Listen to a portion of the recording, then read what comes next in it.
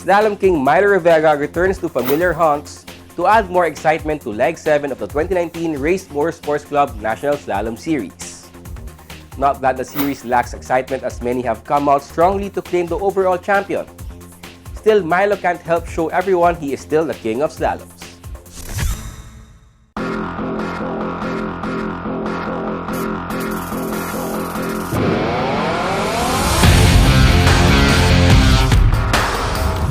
We're here for another round of the 2019 Phoenix National Slalom Series, and this time here at Robinson's Novaliches as we approach the midway point of the season.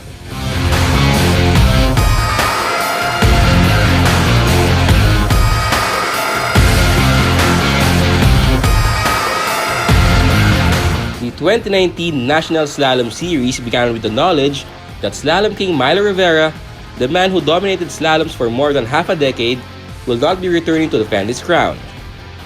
The Slalom King did appear at a number of rounds, mainly to fulfill corporate commitments and to keep his racing chops honed for his return to circuit racing. And it's exciting for both racers and spectators whenever Milo returns to parking lot racing. Leg 7 is no different, as the Slalom King showed up to compete. I'm here with 5-time slalom champion Milo Rivera. Hi Milo, good to see you here. It's good to be back. Good to see you guys again, and good to be back racing slalom after a very long time. So, do you actually miss the energy here? Not just here in Novaliches, but the slalom energy that the sport gives you? So to speak, it's good to be home. You know, I've been racing slalom for the longest time until I stopped. It's good to be racing slalom for the longest time after I stopped at the beginning of the year. But, you know, it feels good, as you said. I miss the competition, I miss the whole format, I miss the racetrack, and I miss the cone, so to speak. So it's good to be back in familiar territory, and looks like with how things are going, the racetracks have missed me as well. You left the sport or the league a year ago, and you continue to pursue another racing league. What can you see with the developing drivers that you left behind? How can you see them progress this year? Well, the ladder has been very, very steep for these guys in terms of their development, and they've been climbing it very successfully. We have the drivers like Pawi and the other guys from Bulacan and from everywhere improving and improving and improving. The competition becomes so tight that it begins to be more unpredictable in terms of class wins and overall as well. But that's how slalom is supposed to be, that's how racing is supposed to be. It's a competition. So with that, I'm very happy with how things have been.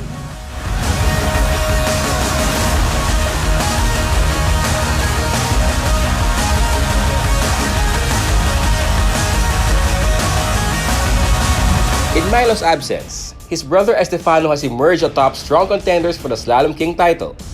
So far, as you said, halfway through the season, I believe we're first in the championship.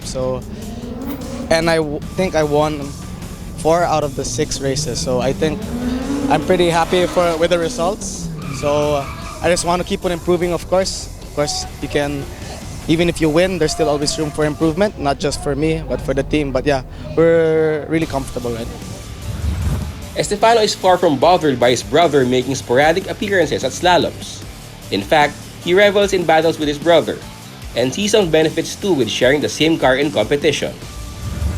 Well, of course, even if he's not in the championship, I take every race differently. Like, a new race is a new day. Of course, we have to also think about the championship, but of course, we have to take each race as important. Always go for the win. Kahit kapatid ko siya, kuya ko siya, kailangan po rin talunin. Pero yeah, in a good note, of course, we're not just improving ourselves, but improving the car, because every race we can see improvement with the car.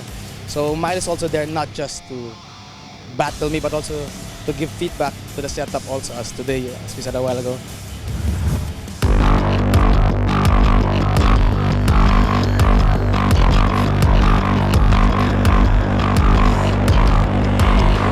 While there is healthy interest in the battle for the overall and Slalom King title without the defending champion, the same is true in the novice category, where the 2018 novice champion, Pawi Base, has necessarily stepped up in class and now is a contender for the overall crown.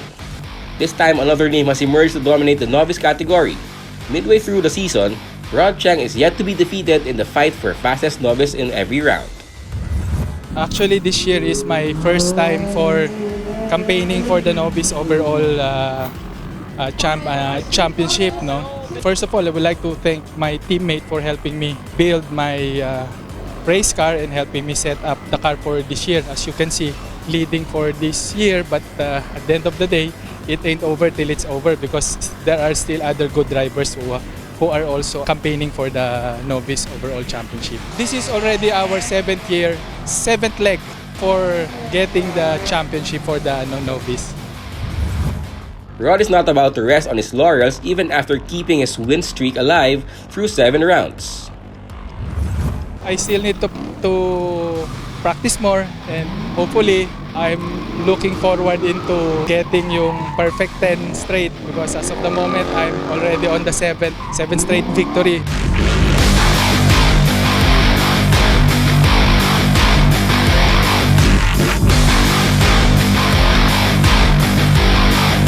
Also a contender for the novice overall class championship is Leonard Cristobal. Only on his 2nd year in slalom racing, but his first year of looking to complete a full season of competition in novice category.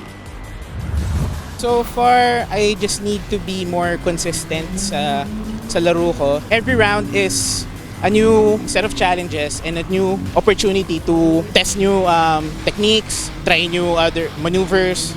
So every round is a learning process. Today's race, I'm falling behind the 2 novice leaders. So there's JP Polentan and Rod Chang right now. So I think I'm 3rd sa time nila. So up until now, hinahabol ko pa yung oras. So good luck sa next 4 runs ko pa.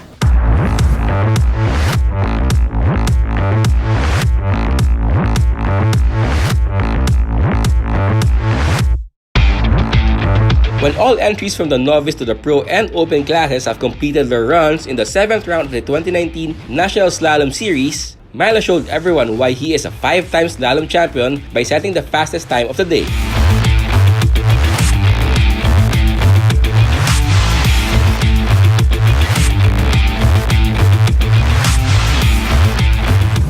There you have it, another race laid for the 2019 Phoenix National Slalom Series. Tune in again next week for more race weekend action.